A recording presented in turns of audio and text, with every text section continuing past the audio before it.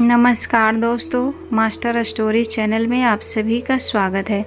अगर आपको कहानी पसंद आए तो वीडियो को लाइक करें और चैनल को सब्सक्राइब करना ना भूलें। बाबूजी, आपसे कितनी बार कहा है, जो सामान जहाँ से लिया कीजिए वहीं रखा कीजिए। यह आपका घर नहीं जहाँ जैसे तैसे रहेंगे और कोई कुछ नहीं बोलेगा। यह गिलास यहाँ टेबल पर क्या कर रहा है? इसे रसोई के सिंक में रख कर आइए। अभी प्रिया ऑफिस से आएगी तो गुस्सा करेगी। उसे यह सब फैला हुआ बिल्कुल पसंद नहीं है। और आप अपना यह अखबार, किताब, चश्मा और दवाई भी यहाँ से हटा लीजिए।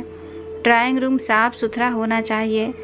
मैं प्रिया के लिए कॉफ़ी चढ़ा देता हूँ, वह ऑफिस से आती ही होगी। और प्लीज़ मेरा काम मत बढ़ाइए, समझें। गुस्से में विभोर अपने पिता हरीश बाबू से कहते हुए रसोई में चला जाता है। हरीश बाबू उदास मन से अपनी पत्नी कमला जी की तरफ देखने लगे तो कमला जी मुस्कुराकर उन्हें चुप रहने का इशारा किया। हरीश बाबू का अभी कुछ दिन पहले ही घुटनों का ऑपरेशन हुआ था। बेटे के बुलाने पर उसी के शहर में आ गए थे ताकि अच्छे से अस्पताल में इलाज हो सके। इलाज चल ही रहा था। अभी डॉक्टर ने कुछ दवाइयाँ दी थी जो समय पर लेनी थी। उनकी पत्नी कमला जी तभी बात को बदलते हुए कमरा साफ करने लगी और धीरे से हरीश बाबू को बोली, कहीं कुछ रह गया तो बहू कल की तरह फिर गुस्सा करेगी। लाइए यह गिलास मैं ही उठाकर अंदर रखाती हूँ।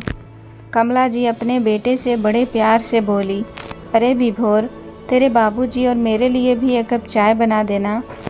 मौसम बड़ा ठंडा हो रहा है। तू तो कॉफ़ी पिएगा, हमें वह अच्छी नहीं लगती, उससे बदबू आती है। तो हमारे लिए नींबू का चाय बना देना। तो विभोर गुस्से में बोला, अरे मम्मी, अभी तो आप दोनों ने चाय पी है और फिर से चाय चाहिए। थोड़ा अपने मन पर नियंत्रण रखना सीखो। बार बार क्या चाय पीना और खाना। यहाँ आकर तुम लोग कुछ ज़्यादा ही खाना खा रहे हो और दिन भर चाय पी रहे हो। बेटे विभोर के मुँह से यह सब सुनकर कमला जी भौचक्की रह गई। वह तो बेटे के घर को अपना घर समझ रही थी, इसीलिए तो आई थी। पर यहाँ आकर उन्हें लगा कि यह उनका घर नहीं है। वह तो यहाँ बस मेहमान है, जिन्हें 2 वक्त की रोटी और चाय भी नाप तौल कर दी जाती है। विभोर तो अपनी बात पूरी करके वहाँ से चला गया, पर कमला जी का मन उदास हो गया। तो हरीश बाबू बोले, रहने दो कमला, मुझे चाय नहीं पीनी। अपने गांव के घर में जब कभी चाय की तलब होती थी तो चाय पी लेते थे, मन मर्जी से कुछ भी हम खा लेते थे। पर यहाँ तो बेटे के घर में हर चीज़ के लिए मुंह ताकना पड़ता है। मन मर्जी से हम कुछ खा भी नहीं सकते। क्यों जानती हो? क्योंकि यह हमारा घर नहीं। हमारे घर पर तो उसका पूरा अधिकार है, पर बेटे के घर पर हमारा कोई अधिकार नहीं। यहाँ तो मुझे सोच समझकर उससे बातें करना पड़ता है, मानो मैं नहीं वह मेरा बाप है। बेचारी कमला जी सर झुकाए वहीं जम गई और सोचने लगी, मजबूरी में यहाँ आई थी। वह अपने पति के साथ अच्छी भली गांव में रह रही थी। अचानक से हरीश बाबू की तबीयत बिगड़ने लगी और उनके घुटने गुब्बारे की तरह फूल गया। चलने फिरने में भी दिक्कत होने लगी थी। यहाँ तक कि रोज़मर्रा के काम भी खुद अकेले नहीं कर पाते थे। गांव के डॉक्टर से दिखाया, पर वह दवाई ज़्यादा काम ना कर सका। विभोर को बताया तो उसने गांव से शहर आने को कहा, क्योंकि गांव में इलाज की सुविधा नहीं थी। कमला जी जैसे तैसे हरीश बाबू को शहर ले आई। वहां डॉक्टर को दिखाया। एक रोज़ जब डॉक्टर के पास वह बैठे थे तो भी विभोर ने कहा, मम्मी, आपके पास पापा के इलाज के लिए पूरे पैसे तो है ना? तभी मैं आगे बात करूँगा, वरना देख लीजिए। कहकर इस तरह से पूछना कमला जी को अंदर तक तोड़ गया। फिर भी भोर ने जो कहा उन्होंने चुपचाप सुन लिया। अपने आंसू आंखों में रोकते हुए उन्होंने बेटे के हाथों में फसल से आए पूरे पैसे रख दिए। तब जाकर विभोर ने उन्हें डॉक्टर से दिखाया और इलाज शुरू करवाया था। कमला जी यहाँ खुश नहीं थी, पर पति की तबीयत के लिए वह कुछ कहती नहीं थी। पति की आंखों में आंसू देखकर हरीश बाबू बोले, कमला, यहाँ से चलो, मैं यहाँ नहीं रहना चाहता हूँ। मेरा दम घुटता है यहाँ, मेरा मन नहीं लगता। मुझे यहाँ क्यों ले आई? इस घर में मेरा दम घुटता है। यह बेटे का घर है, हमारा नहीं। यह बात तुम कब समझोगी? कमला जी ने अपने आप को संभाला और बोली, आप चुपचाप लेटे रहिए जी। अब यह डॉक्टर की दवाइयाँ मुझे कम पढ़ी लिखी औरत को क्या समझ में आएगी, इसीलिए मुझे यहाँ आना पड़ा। अब जैसे भी बेटे बहू रखेंगे हम रह लेंगे, इलाज होते ही यहाँ से चले जाएंगे। आप चिंता मत कीजिए। अपने भर कमला जी ने अपने पति को दिलासा दिया। थोड़ी देर में ही प्रिया भी अपने ऑफिस से आ गई थी। वह बेहद ही नकचढ़ी और गर्म मिजाज की औरत थी, जिसे ना अपने सास ससुर की परवाह थी और ना ही घर की। उसके आते ही भी विभोर उसे कॉफ़ी दी और अपने पति के काम में लग गया। पर प्रिया एक बार अपने सास ससुर का हाल चाल भी पूछने नहीं गई। इधर कमला जी की डायबिटीज़ की दवाई भी ख़त्म होने को थी। उन्हें हर थोड़ी देर में भूख लगती थी। शाम हो चली थी और अभी तक रसोई बनाने वाली नहीं आई थी। उन्हें भूख लग रही थी। बहू की रसोई में सिर्फ बहू की इजाज़त से ही कोई जाता था, पर कमला जी की भूख अब बर्दाश्त से बाहर हो रही थी। जब उनसे रहा नहीं गया तो वह रसोई में जाकर 2 ब्रेड सेकने लगी। तभी प्रिया रसोई में आई और गुस्से में कमला जी का हाथ गरम तवे पर रखते हुए बोली, बुढ़िया, तेरी हिम्मत कैसे हुई मेरे रसोई में कदम रखने की? अपनी औकात देखी है? गंदे कपड़े गंदे हाथों से मेरे बर्तनों को छू रही है।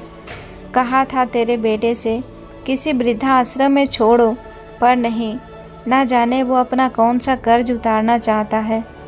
पर मैं तुम्हारा कुछ नहीं खाया तो निकलो मेरे रसोई से, और खबरदार जो यहाँ आई। कमला जी दर्द से चीख पड़ी, हाय रे मोरी मैया। नहीं बहू, ऐसा जुल्म मत करो। मुझे बहुत ज़ोर की भूख लगी थी और दवाई भी ख़त्म हो गई है। अब तुम ही बताओ, क्या मैं अपने बेटे के घर में एक ब्रेड भी नहीं खा सकती?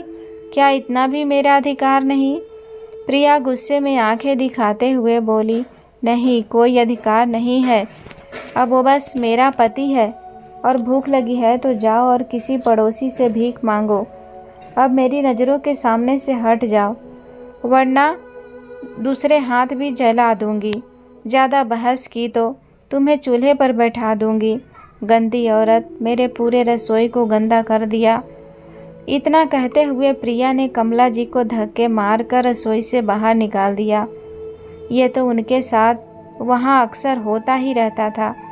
हद तो तब हो गई जब कुछ दिनों के लिए विभोर काम के सिलसिले में शहर से बाहर गया, और इधर प्रिया ने भी करीब 3 दिनों तक के लिए रसोई में ताला लगा दिया। एक रोज़ वो सो रही थी। कमला जी तो अपनी भूख फिर भी बर्दाश्त कर लेती, परंतु हरीश बाबू की तकलीफ़ उनसे देखी नहीं जा रही थी। हार कर वो अपने पड़ोसी के दरवाजे पर दस्तक देने लगी। धम धम दरवाजे से आवाज़ आने लगी। अंदर से आवाज़ आई, अरे कौन है जो इतनी देर से दरवाज़ा ठोके जा रहा है? अगर दरवाज़ा टूट गया तो क्या इसके पैसे तुम भरोगे? थोड़ा सब्र करो, आ रही हूँ।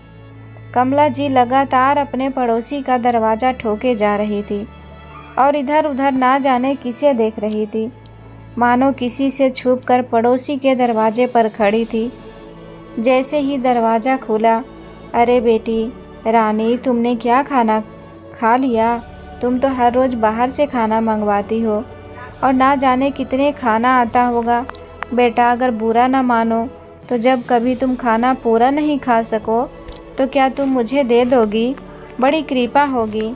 हाँ, बस एक विनती है, इस बात की खबर मेरे बेटे बहू को ना हो, वरना वो बहुत नाराज़ हो जाएंगे। बेटा, अगर कल का कुछ खाना बचा है तो दे दो, भगवान तुम्हारा भला करेंगे। कमला जी अपने पड़ोसन रानी से कहती है। रानी खिन्नाते हुए बोली, क्या आंटी जी, आपको समझ में नहीं आ रहा है कि एक बार दस्तक देने पर अगर कोई दरवाज़ा नहीं खोल रहा है तो बार बार नहीं ठोकना चाहिए। यह टूट गया तो क्या आपका बेटा इसे ठीक करवाएगा? पूछूं जाकर उससे, बोलो। और ये क्या है, रोज़ रोज़ आप भिखारी की तरह कभी मेरे तो कभी किसी और के दरवाजे पर खाना मांगने आ जाती हैं। मैंने देखा है आप बगल वाली मीना चाची के पास भी कुछ न कुछ मांगने ही चली जाती हैं। क्या आपके बेटे बहू आपका ख्याल नहीं रखते? और अगर नहीं रखते हैं तो आप लोग वापस अपने गांव क्यों नहीं चले जाते हैं? क्यों रहते हैं उनके साथ? बोलिए। प्रिया भाभी और विभोर भैया ऐसे तो बड़ी शान से घूमते हैं, अपने माँ बाप को खाना तक नहीं देते क्या? कमला जी सकपका गई और बोली, नहीं बेटा, ऐसी कोई बात नहीं है। मेरे बेटे बहू मेरा बहुत ध्यान रखते हैं, पर तुम उनसे ये सब बातें मत पूछना। आज के बाद मैं तुम्हारे दरवाजे पर कभी कुछ मांगने नहीं आऊँगी। खुश रहो। इतना कहकर वो वहाँ से चली गई। कमला जी जो अपने जीवन में इतने दुखों को झेल कर अब अपने बेटे बहू के साथ घर में रह रही थी, उन्होंने सोचा भी नहीं होगा कि उनका जीवन दुखों से भरा ही रह जाएगा। बेटा था जो माँ बहन की इज्जत तो करता था, पर अपनी पत्नी से बहुत डरता था। एक बेटी थी जो अपने ससुराल की जिम्मेदारियाँ को निभा रही थी। उसे अपने दुखों से वो दुखी नहीं करना चाहती थी, इसीलिए जब कभी बहू खाना नहीं देती थी तो आस पड़ोस के बैचलर बच्चों से बचे हुए खाने मांगने चली जाती थी। पर आज तो खाली हाथ लौटना पड़ा। जैसे ही हरीश जी की नज़र उन पर पड़ी, हरीश जी बोले, क्या हुआ कमला, क्या तुमने खाना नहीं बनाया? मुझे बहुत ज़ोर की भूख लगी है। कमला जी रोने लगी और बोली, सच कहा था आपने। पिता के घर पर बच्चों का अधिकार होता है, पर बेटे के घर पर माँ बाप का कोई अधिकार नहीं होता। आप रुकिए, मैं अभी आपके लिए कुछ लेकर आती हूँ। इतना कहते हुए वह रसोई में गई और कल रात की रोटी को पानी में भिगोकर ताज़ी रोटी कहकर हरीश जी को खिलाकर दवाई देकर सुला दिया और वापस लौटकर अपना काम करने लगी। कमला जी जूठे बर्तनों को साफ कर रही थी कि तभी फ़ोन की घंटी बजी। कमला जी ने इधर उधर देखा तो कोई नहीं था, तो उन्होंने फ़ोन उठा लिया। उधर से बेटी की आवाज़ आई, माँ कैसी हो, क्या कर रही थी? कमला जी अपने आंसुओं को अपने कलेजे में छुपा कर बोली, बस बैठी बैठी खजूर खा रही थी। तुम्हारे भाई भाभी हमारा बहुत ख्याल रखते हैं, तुम यहाँ की चिंता मत करो। दोनों की आवाज़ों से प्रिया की नींद खुल गई और वो चिल्लाते हुए बोली, हिम्मत कैसे हुई मेरे फ़ोन को हाथ लगाने की? कुछ दिन रसोई को हाथ लगाया था तो याद है ना क्या हुआ था? अब बताओ तुम्हारे साथ क्या करूं? घर के काम आपसे होते नहीं और बिना पूछे मुझसे फ़ोन को हाथ लगाने की हिम्मत कैसे की? कमला जी ने झट से फ़ोन रख दिया, ये सोचकर कि कहीं बेटी के सामने वो राज खुल न जाए जो आज तक वो अपने सीने में छुपा कर रखी हैं। लेकिन बेटी को जो सुनना था वो सुन चुकी थी। कमला जी बोली, बहू वो तुम्हारी ननद बेबी का फ़ोन था, वो हाल चाल पूछ रही थी, पर मैंने उससे कुछ नहीं कहा, मेरा विश्वास करो। प्रिया बोली, अगर नहीं सुनी हो तो ही अच्छा है, वरना ऐसा ना हो कि आपके किए की सज़ा आपका बीमार पति को भुगतना पड़े। आप बहुत ज़िद्दी हो गई हैं, एक बार सज़ा मिलने से आपको फ़र्क नहीं पड़ता है ना? लगता है अब आपकी हड्डी पसली ये करना होगा। अब मेरा मुंह क्या देख रही हैं? पूरा आंगन पत्तों से भर गया है, इसे साफ कौन करेगा? तुम्हारा बाप। खुद तो खा पीकर मोटी होती जा रही है, एक आंगन तक साफ नहीं रख सकती। जाओ और काम करो। इतना कहकर प्रिया अपने कमरे में ताज़ी हवा लेने चली गई। करीब 2 हफ्ते बाद कमला जी थकी हारी अपने कमरे में अपनी कमर सीधी कर रही थी और इधर प्रिया अपना ऑफिस का सारा काम निपटाकर अपने कमरे में आराम कर रही थी कि इतने में बाहर से डोरबेल बजने की आवाज़ आई। आवाज़ सुनते ही विभोर बोला, रविवार के दिन कौन आया होगा? प्रिया बोली, होगा कोई तुम्हारा ही सगा संबंधी। मैनर्स तो होगा ही नहीं कि छुट्टी के दिन किसी के घर नहीं जाते। अब चलो भी 1 मिनट मुझे फुर्सत नहीं मिलती है। ये एक रविवार ही है जो थोड़ा आराम करने की सोचती हूँ, पर सबने जीना हराम कर रखा है। घर में बैठे मेरे बूढ़े सास ससुर क्या कम हैं जो अब कोई नया मेहमान आ गया। बड़बड़ाते हुए दरवाज़ा खोलने गई। बहू के डर से हरीश जी और कमला जी चुपचाप अपने दरवाजे पर खड़े होकर देखने लगे कि कौन आया है। कोई तो नया चेहरा देखने को मिले, कोई तो उनसे बात करे। घर में बेटे बहू को तो उनसे बात करने की फुर्सत तक नहीं है। जब भी बोलते हैं कड़वा ही बोलते हैं। लेकिन दरवाजे पर शायद कोई बेसब्री से खड़ा था, तभी तो डोर बेल उंगली रखकर हटाना शायद भूल गया था। गुस्से में प्रिया दरवाज़ा खोलने लगी और बिना देखे बोली, कौन है? जरा सी तमीज़ नहीं कि डोरबेल कैसे बजाते हैं। जैसे ही प्रिया ने दरवाज़ा खोला तो सामने अपनी ननद बेबी को देखकर उसका मूड ऑफ हो गया। कहाँ तो सोचा था सारा दिन घर पर आराम करूँगी, पर अब तो हो गया आराम। हालांकि ऐसा कभी नहीं था कि वो बेबी के आने पर कभी खुश हुई हो, या उसके लिए कुछ किया हो, या उसे प्यार से गले लगाया हो। नमस्ते बेबी जी, आ गई। वही तो मैं इनसे कह ही रही थी कि कोई आपका अपना ही होगा जो इतनी देर से डोर बेल बजा रहा है। अरे हाँ, आपके घर पर तो दस्तक दिया जाता है, डोर बेल लगता है। आपने अभी तक लगवाया नहीं है, इसीलिए आपकी माँ को भी ये आदत है।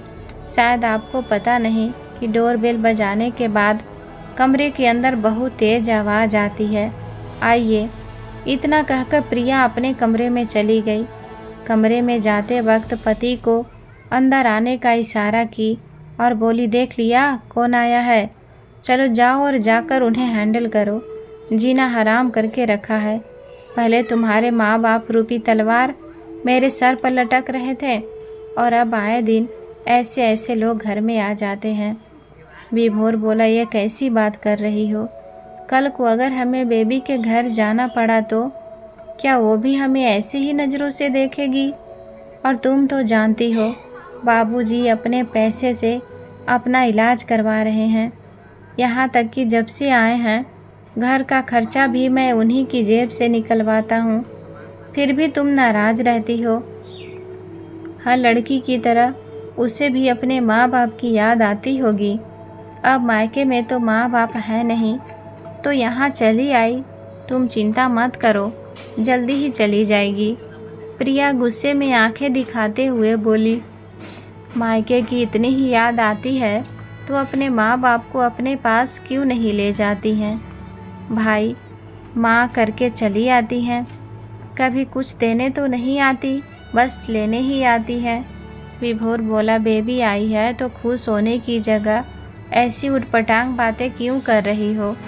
वो मुंह बनाते हुए बोली, बेबी होगी तुम्हारी, मेरी नहीं।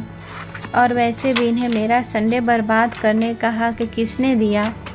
पता नहीं क्या मिलता है, जब भी आती हैं रविवार को ही चली आती हैं। अब यहाँ बैठे क्या हो, जाओ उनके पास। मैं थोड़ी देर आराम करना चाहती हूँ, ध्यान रहे मुझे परेशान मत करना। विभोर बोला, अरे आराम करना है तो कर लेना, किसने मना किया तुम्हें? पर थोड़ी देर तो उसके पास बैठो, वरना उसे शक हो जाएगा कि माँ बाबूजी के साथ तुम अच्छा व्यवहार नहीं करती हो, और घर आए मेहमान के साथ वैसे भी कोई ऐसा बर्ताव थोड़ी करता है।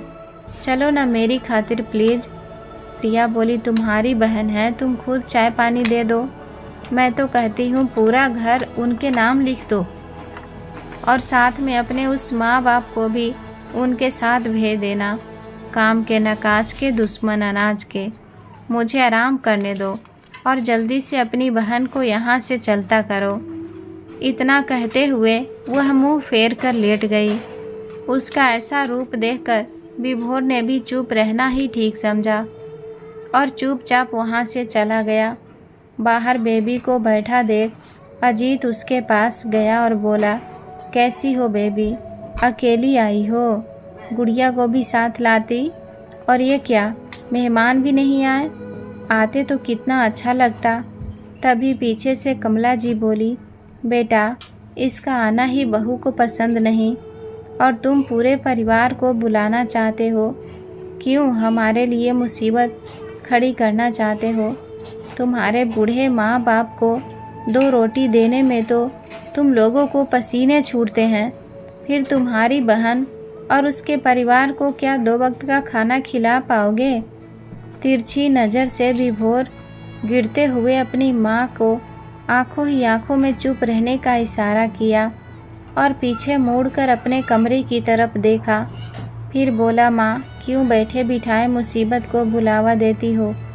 जानती हो ना अपनी बहू को। फिर यहाँ बाबूजी के इलाज के लिए आई हो तो वह करवा लो और शांति से चली जाओ, यही हम दोनों के लिए अच्छा रहेगा। बेटे की बात सुनकर हरीश जी पत्नी से बोले, कमला विभोर सही कह रहा है, चुप रहने में ही भलाई है। यह हमारा घर नहीं है, शायद तुम भूल रही हो, हम यहाँ मेहमान हैं।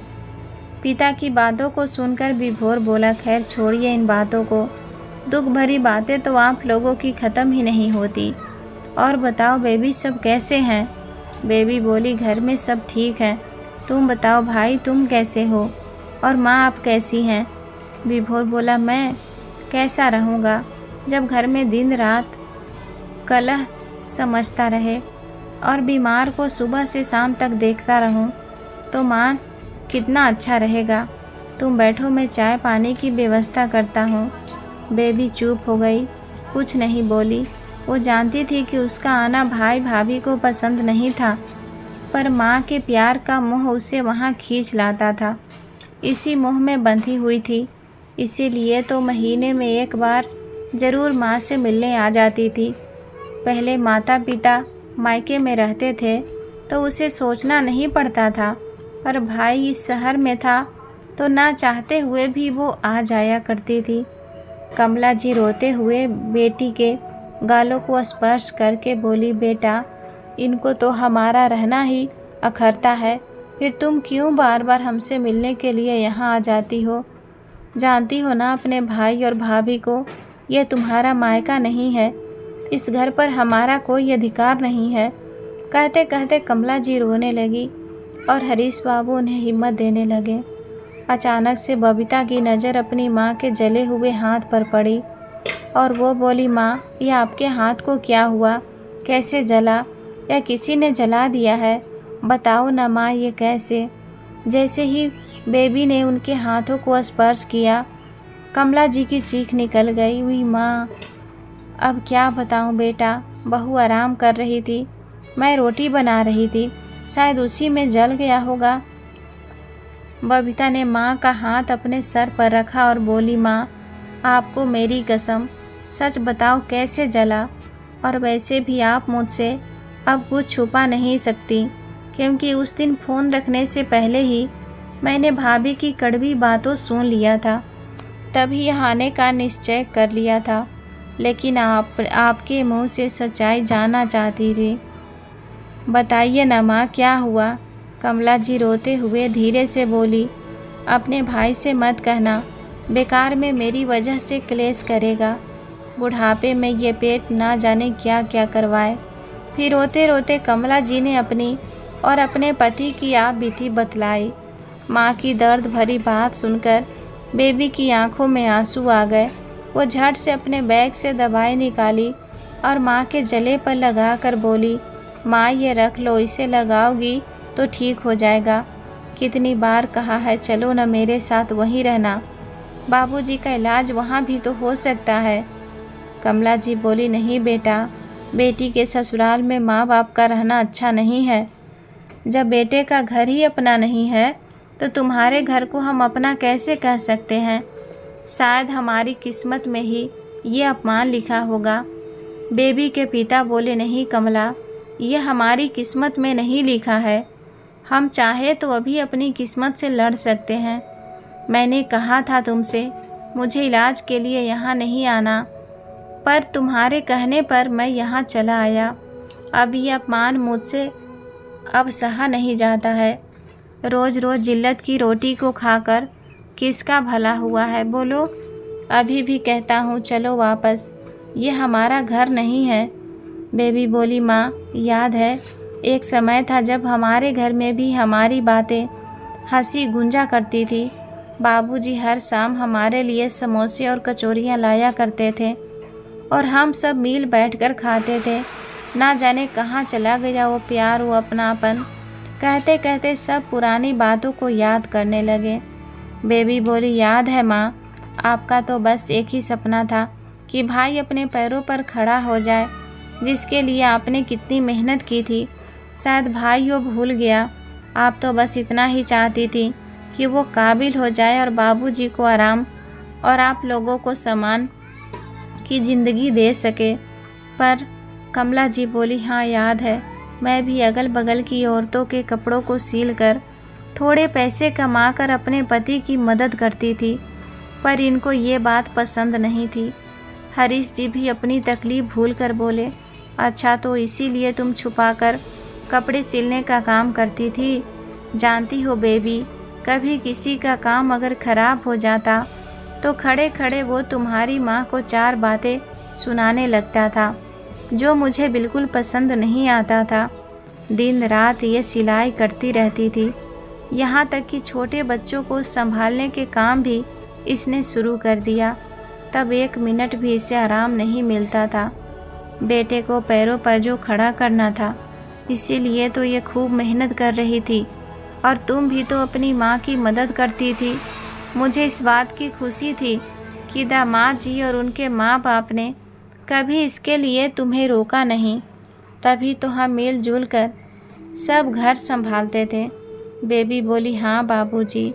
फिर वो दिन आया जब विभोर पढ़ लिख कर इंजीनियर बन गया और एक मल्टीनेशनल कंपनी में जॉब करने लगा। माँ को लगा उनकी तपस्या सफल हुई।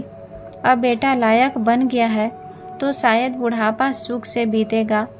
पर जॉब के दौरान ही उसकी मुलाकात प्रिया से हुई और वो इसको पसंद आ गई और कुछ ही दिनों में दोनों ने शादी भी कर ली और हमें बताना ज़रूरी भी नहीं समझा। क्या हम इसके अपने नहीं थे? कहते कहते वो रोने लगी। भाई की शादी से एक बहन को जितनी खुशी होती है ये बयान नहीं किया जा सकता। तो बेबी भी बहुत खुश थी, पर प्रिया को बेबी बिल्कुल पसंद नहीं थी। उसे लगता था कि ये लोग लोअर क्लास को बिलोंग करती हैं, जिसका कोई स्टैंडर्ड नहीं है। कहाँ प्रिया और विभोर का अच्छा खासा पैकेज और कहाँ बेबी और उसके पति के मध्यवर्गीय परिवार के लोग। कहीं से भी उन लोगों का कोई मेल नहीं। इसी वजह से बेबी भी एक शहर में रहते हुए भाई के घर आना धीरे धीरे कम कर दी थी, पर माँ बाप की चिंता उसे खींच लाती थी। अगले रोज़ जब बेबी जगी तो देखी कमला जी झाड़ू लगा रही थी और वहीं प्रिया पैरों में नेल पॉलिश लगा रही थी और कमला जी से कह रही थी, आपकी बेटी को तो घर के काम काज करने का पूरा एक्सपीरियंस होगा, आज का काम उससे करवा लेती। चलो छोड़ो, बस आप इतना याद रखो, बेटा इतना कमाने लगा है तो उन पैसों को देखकर अपनी हैसियत मत भूलना। झाड़ू करके फिर फटाफट मेरे लिए गर्मा गर्म चाय बना कर लाइए, मुझे ऑफिस भी जाना है। और हाँ याद रखिए, खबरदार जो काम वाली के लिए अपने बेटे को उकसाया है तो काम वाली के महीने का पैसा क्या तुम्हारा पति या तुम्हारी बेटी नहीं देगी? तो जल्दी जल्दी हाथ चलाओ, वरना बेबी के मुंह से चीख निकल गई। वरना क्या भाभी, ये क्या तरीका है माँ से बात करने का? अगर माँ बाबूजी का यहाँ रहना आपको पसंद नहीं तो भाई से कहना था, क्यों बुलाया इनको यहाँ? प्रिया हड़बड़ाकर अपनी जगह पर खड़ी हो गई और बोली, अरे बेबी जी, अपने घर का काम करने में क्या शर्म? बेबी बोली, तो आप कर लो, आप भूल रही हैं अगर पिता की संपत्ति पर बेटे का अधिकार होता है तो बेटे की संपत्ति पर भी उसके माँ बाप का अधिकार होता है। उस हिसाब से ये घर इनका भी हुआ, क्यों? बेबी कुछ और कहती है उससे पहले कमला जी ने उसे रोक दिया और बोली, बेटा जो जैसे चल रहा है चलने दो, बस तुम्हारे बाबूजी का इलाज हो जाए, फिर मैं यहाँ से अपने आप चली जाऊँगी। सच कहा है किसी ने, पिता का घर बेटे का होता है, पर बेटे का घर।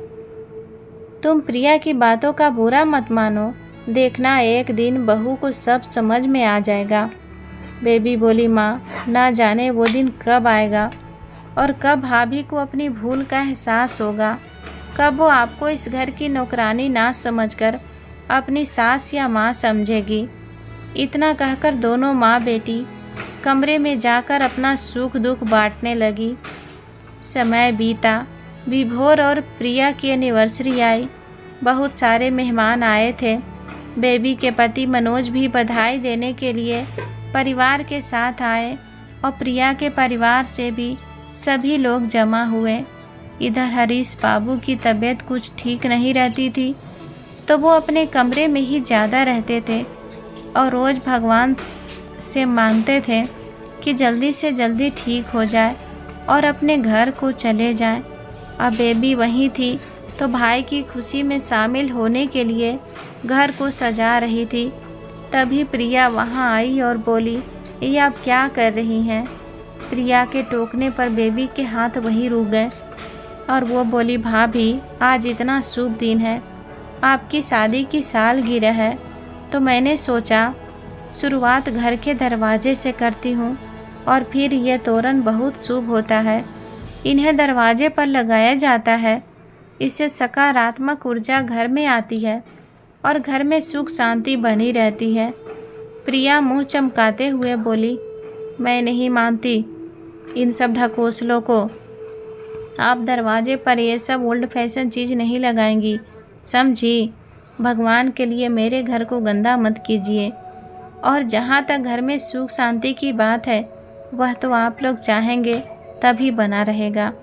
बहू की बातों से जहाँ कमला जी दुखी हुई, वहीं बेबी भी बहुत हैरान हुई। फिर भी सबके सामने मुस्कुराते हुए अपने घर वालों के पास जाकर खड़ी हो गई। प्रिया ताना मारते हुए बोली, ननद रानी, आपको जो करना था अपने मायके में आप कर चुकी हैं। इस घर में बिना मुझसे पूछे एक पत्ता नहीं हिलेगा। क्यों मम्मी जी, सही कह रही हूँ ना? अपनी बेटी को आप समझाएंगी या मैं समझाऊं?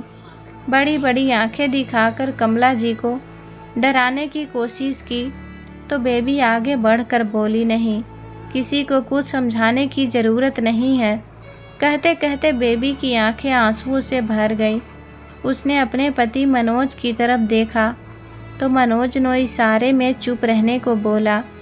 आज तक जो बात घर के चार दीवारी के अंदर थी, आज बाहरी लोगों के सामने आ गई और सब कानाफूसी करने लगे।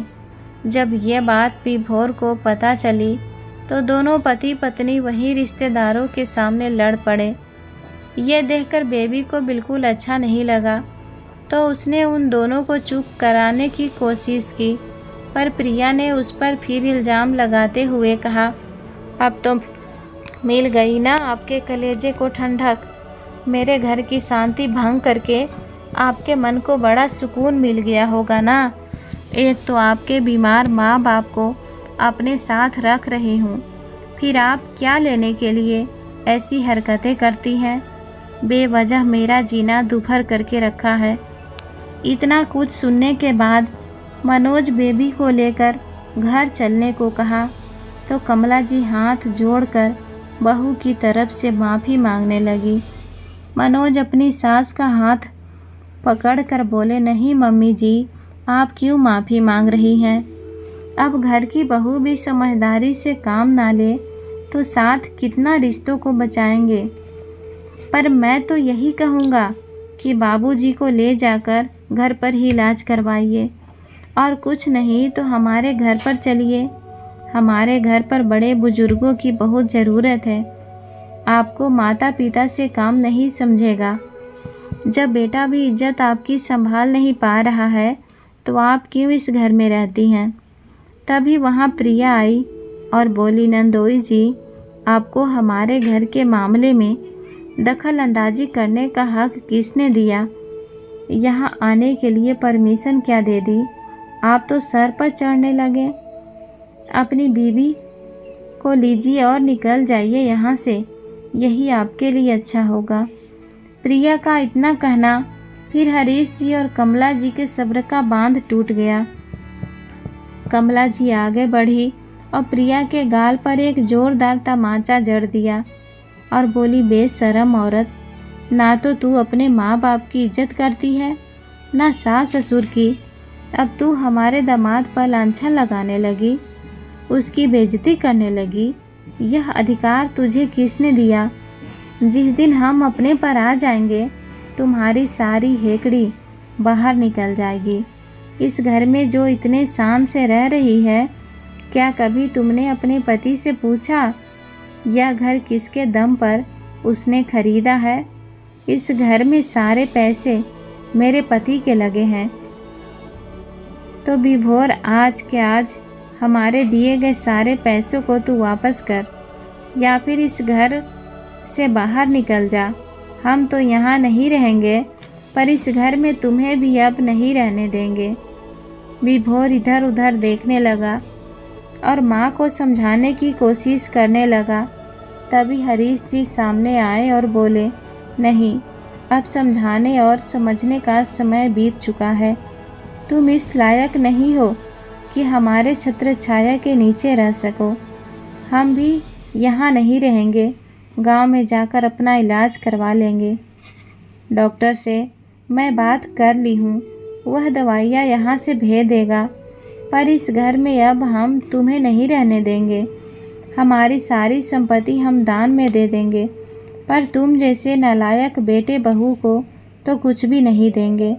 सुन लीजिए आप लोग, आप उनके माता पिता हैं, पर आपकी बेटी ने ना तो कभी हमारी इज्जत की, ना हमें 2 वक्त का खाना ढंग से दिया। तो क्यों दे हम अपनी संपत्ति? पिता के घर पर क्या माँ बाप का अधिकार नहीं होता? अगर ऐसा है तो अपने पैसों से अपना घर बनवाए। चलो कमला, हम चलते हैं। बेबी, तुम भी जाओ अपने घर। कल हम भी यहाँ से चले जाएंगे और लौटकर यहाँ मत आना। होगा तो अपने मायके आना। वो और अपने पिता के पैर पकड़कर माफ़ी मांगने लगा तो हरीश जी ने एक जोर का थप्पड़ उसे लगा दिया और बोले, क्यों मेरे पैसे से तू मेरा इलाज करवाता है? तो अपना इलाज तो मैं गांव में बैठकर भी करवा सकता हूँ। संभालो अपनी बिगड़ी हुई बीबी को और रहो जहाँ रहना है, पर मेरे घर से निकलो और खाली करो, वरना पुलिस में कंप्लेन कर दूंगा। क्योंकि घर जब तुम लेने गए थे तो उस पर मेरे ही दस्तखत करवाए थे तुमने, ताकि टैक्स नहीं भरना पड़े। तो उस हिसाब से मेरे सारे पैसे मुझे वापस करने होंगे। चलो कितना? कहते हुए हरीश जी ने कमला जी का हाथ पकड़ा और लंगड़ाते हुए अपने कमरे में चले गए। अगले ही दिन दामाद ने ससुर का टिकट करवाया और इज्जत के साथ रेलगाड़ी में बिठा दिया। दोनों खुशी खुशी अपनी कुटिया में रहने लगे। इधर भी भोर और प्रिया को ना चाहते हुए भी वो घर खाली करना पड़ा, क्योंकि मनोज की जान पहचान के वकील को हरीश बाबू ने सब कुछ देखने का जिम्मा जो सौंप दिया था। आखिर फिर वो दिन आया जब अपने गुरूर का बक्सा प्रिया को लेकर उस घर को खाली करना पड़ा। फिर क्या था, दर दर भटकना पड़ा। माँ बाप ने भी शरण नहीं दिया, ये कहकर कि जो अपने सास ससुर की सेवा नहीं कर सकती, उनकी इज्जत नहीं कर सकती, वो हमारे घर में रहने लायक नहीं है।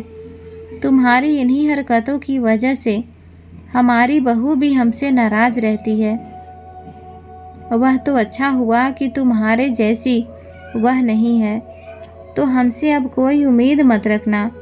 जो बोओगी वही तो काटना पड़ेगा। अब बेबी भी माँ बाप से मिलने के लिए मायके अपने बच्ची और परिवार के साथ आती जाती थी। उसने भी अपने भाई भाभी के सारे रिश्ते तोड़ दिए, क्योंकि जहाँ इज्जत नहीं वहाँ रिश्ते नहीं बनते हैं। और जो भाई माँ बाप को अपने घर में नहीं रख सके, वो बहन और ननद को क्या इज्जत देंगे। दोस्तों उम्मीद करती हूँ आपको कहानी पसंद आई होगी। कहानी पसंद आए तो वीडियो को लाइक करें। चैनल पर पहली बार आए हैं तो मास्टर स्टोरी चैनल को सब्सक्राइब करना ना भूलें। धन्यवाद।